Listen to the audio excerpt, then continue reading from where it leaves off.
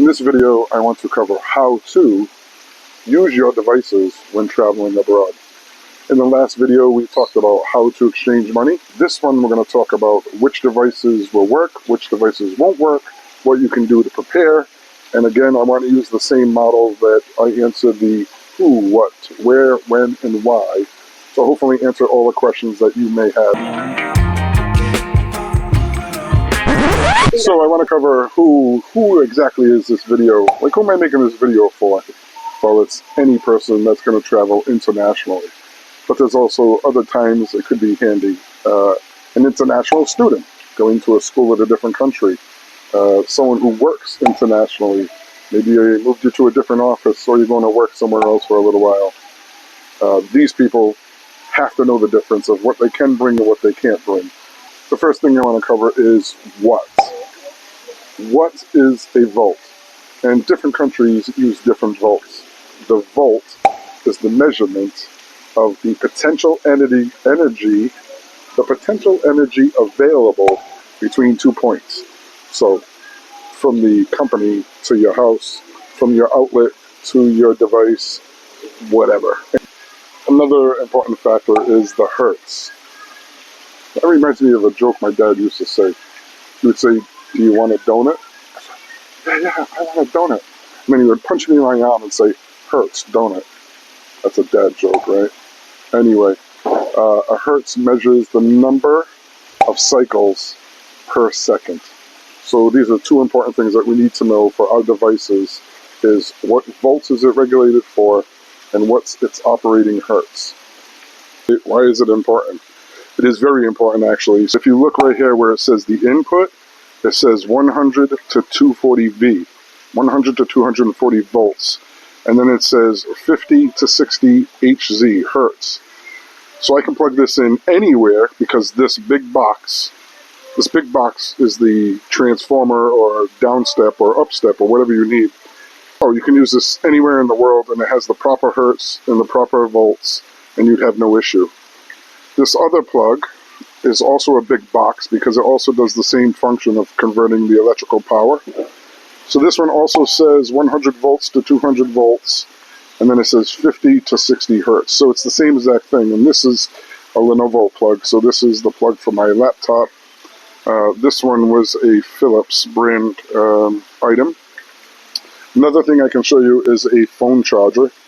So we're going to talk about this plug. This is a plug in Thailand versus the standard plug. Sorry, where is it? Yeah, here. This is the standard shape for an American plug. This is the standard shape for a Thai plug. But if we look at this device, it is also 100 to 240 and 50, 60 hertz. So these are all for portable devices, and that's why they're all working, because those are generally made to travel. These boxes are serving the purpose of changing the electric for you.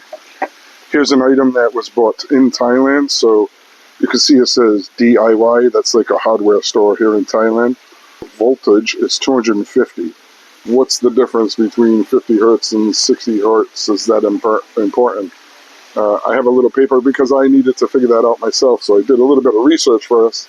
What I found is using a 60 hertz device on a 50 hertz power supply can potentially cause issues, depending on the type of device and its design.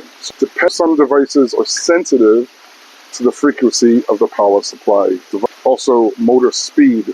So if you have something with a spinning motor, any kind of motor, designed to work at 60 hertz, it may run at a different speed when operating on 50 hertz, which can ultimately affect its performance. You may also have an overheating issue, so devices with motors or transformers may experience a higher temperature when operating at a lower frequency supply.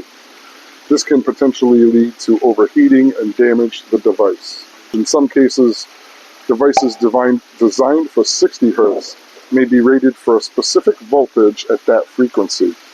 Operating them on a different frequency could lead to issues with voltage regulation and affect the device's performance.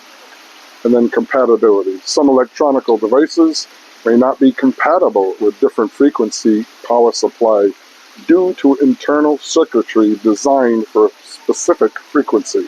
Using a device outside of its designated specifications could potentially damage the device or pose safety risk.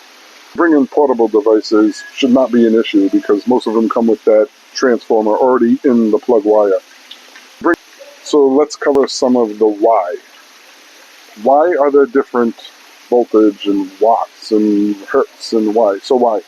It really comes down to the preference of where the electric system started in that country. Who is using what voltage? And I'm going to provide that list for you at the end of the video. You can look at any potential vacation spot you're going to. This is a standard American plug, and this is a standard Thai plug. It's the same width. It doesn't really show up on camera great, but it's the same width, the plug. So this plug that I bought from America plugs into a Thai outlet. And this is what a Thai outlet looks like. And so if you go into a country where the plug does not fit, I mean, there's all different shapes, slants and circles and different patterns. And so how you can correct that problem is they do sell adapters. I've been living here for a while in Thailand. I don't need an adapter. There's nothing I need an adapter for. But I used to have one when I used to travel to China. And I found a really cool one on Amazon. I put a link in the description because I thought it was so cool. It's like a universal adapter. If I remember correctly, it was like $20. And it had these buttons on the side. If you click on the link, you'll see it. You push the button up, and that will make the correct plug for that country pop out of the box. And then you retract that button back, and it pulls that plug back. You push the other button, and the other receptacle will push out. So it's useful. It's cool. And lastly, let's cover when. When should you buy it? Whenever the heck you want, really. Just make sure you have it before you get to the country where you're going.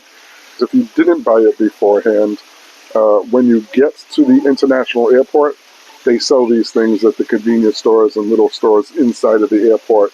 Or you can find it at department stores of big international cities.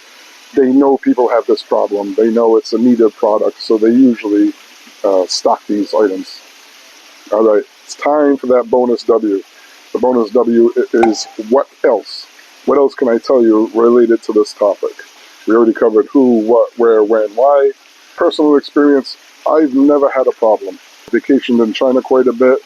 When I was in China, I did have to buy an adapter, but it was just from the American plug to the Chinese wall outlet adapter.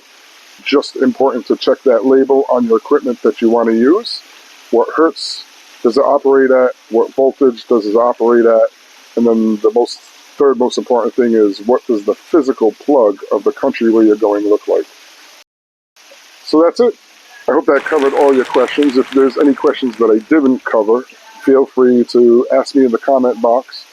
I can try to answer any question you have to make your life easier. If there's anything I didn't know, I tried to research it beforehand, so everything I said was accurate and true. And look out for the next how-to video that I plan on doing.